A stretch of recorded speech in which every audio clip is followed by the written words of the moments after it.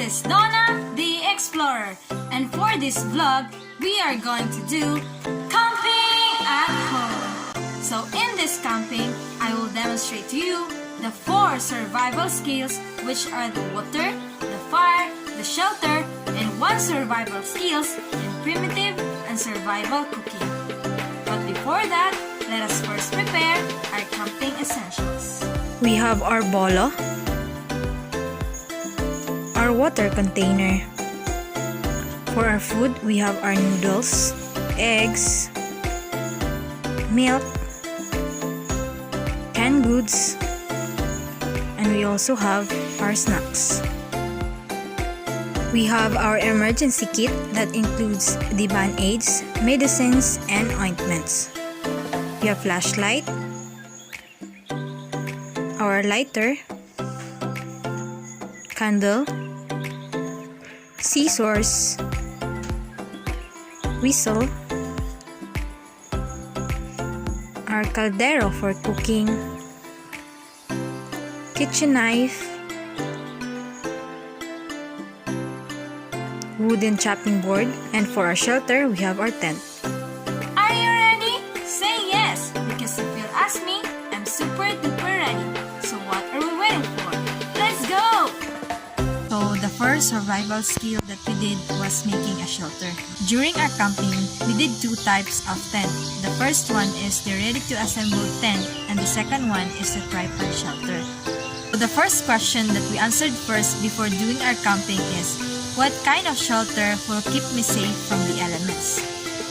Basically, the most common tent that we have right now is the dome camping tent. So, in assembling our tent, the first thing that we did is to lay out the ground mat. But always make sure the spot is flat or without any roots, rocks, or anything. Second, lay out the body of the tent on the ground mat. After that, we just assemble the tent posts and attach the posts on the body of the tent.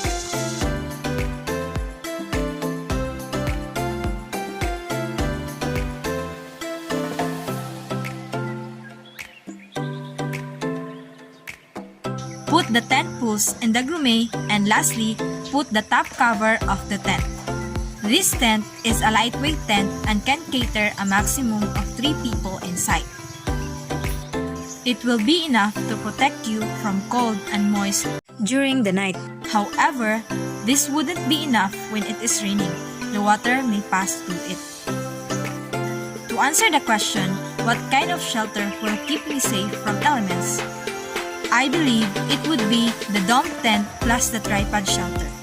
The second shelter that we did is a secondary shelter or a double protection in case of rain. This is to make sure that it is safer for us to do camping. For the second question, what kind of natural debris might I encounter in my surroundings? There are a lot of natural debris that we can find in here since I am living in a countryside. So there are tree branches, leaves, bamboos, twigs, and many more. And since we already have our tools like bolo, we use it to get bamboo for the columns of our tripod shelter. We went to a place where there are bamboos. We collect 2 poles of bamboo and make it into 3 columns.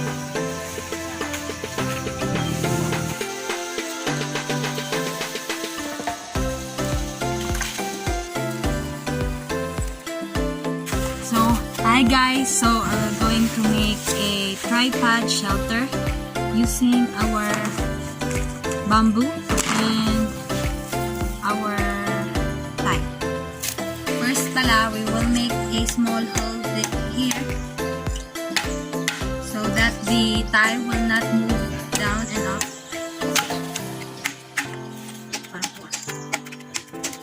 It's like this, a small hole.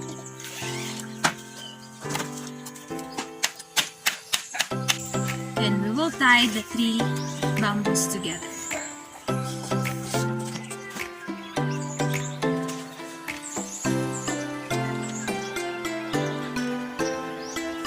Then after that, we will stand it.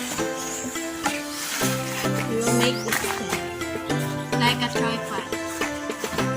We will get some cover or any covering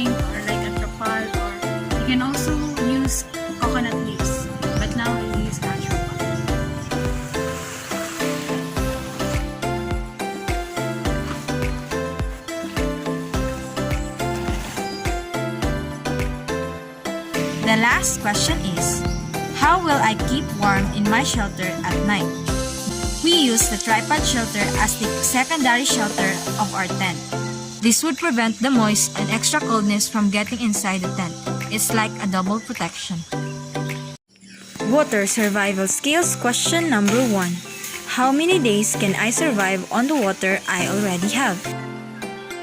For our water, we prepared 2.5 liters or 1 gallon. I think for this amount of water, we can only survive for about 1 day. Based on my research, a person doing camping should drink at least 2 liters of water a day.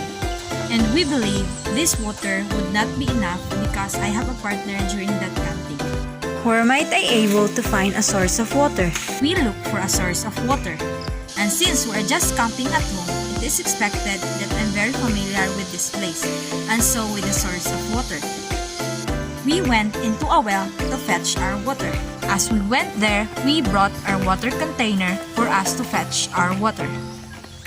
This water is drinkable since I am living here for 20 years, and we usually get our water from that well.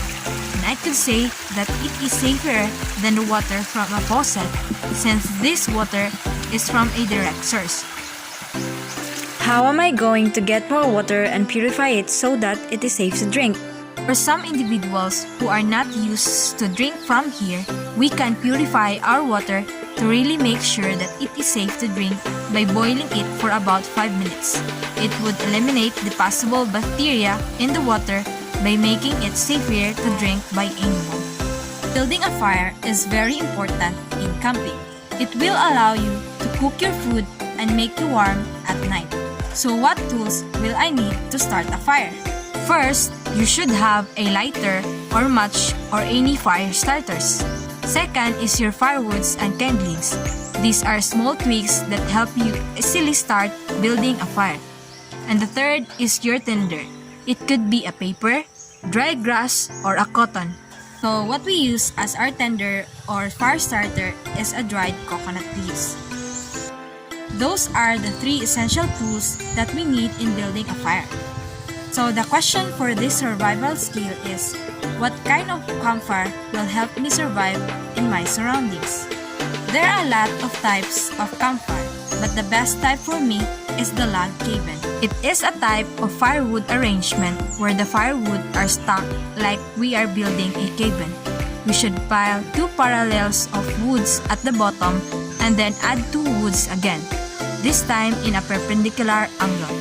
This type of campfire is long-lasting and easy to maintain. It is perfect for us to survive in our surroundings, especially during cold seasons. How am I going to keep my fire going and find things to burn? Once our fire gets going, we should add more wood to slowly build a fire. But before we started building our fire, the very first thing that we did is to look for a firewood. It could be a twig of a tree or its trunks, but just make sure that those twigs are dried because live materials won't burn. For the other survival skills, we choose to do the survival cooking or primitive cooking. The first skills that we tried is cooking our food on a rack.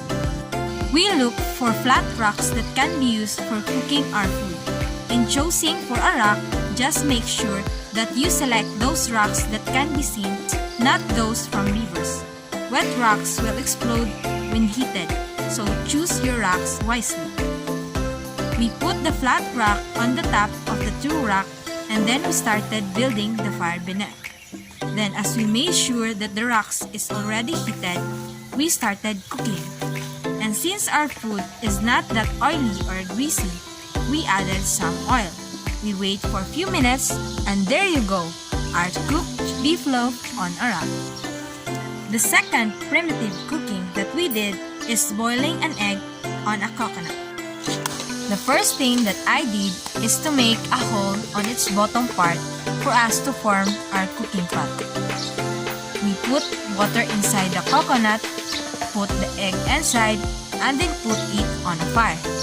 Doing this one would really take longer time than the usual cooking pot at home. The third survival skills that we did is frying an egg on a bond paper.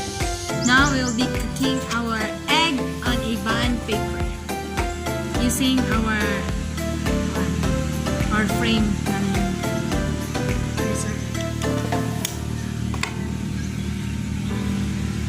Then put some salt. Chining, chining, chining! Ping, ping, ping, ping, ping! Dito na lang. And our magic syrup. Sponsored by magic syrup. A little bit only. Ching, ching, ching. Then,